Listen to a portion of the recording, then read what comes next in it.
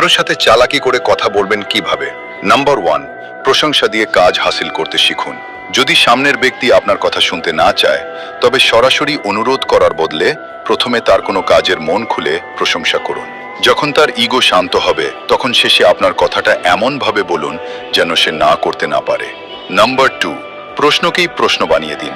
যেমন আরিফ যদি আপনাকে জিজ্ঞেস করে যে আপনি এই কাজটা কেন করেছেন, তবে আপনি পাল্টা প্রশ্ন করুন যে আপনার কি মনে হয় আমি কেন করেছি।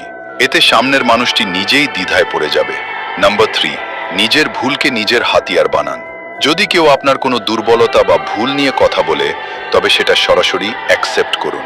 তাকে বলুন, হ্যাঁ, এটা আমার ভুল ছিল, কিন্তু এই ভুল থেকে আমি অনেক কিছু শিখেছি।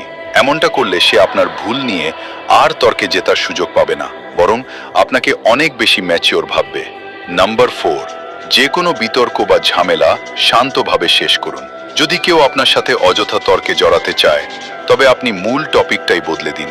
যেমন আপনি বলতে পারেন, আপনার কথা তো ঠিক, কিন্তু আসল সমস্যা তো এটা। এতে সে বিভ্রান্ত হয়ে যাবে এবং ঝগড়া সেখানেই থেমে যাবে।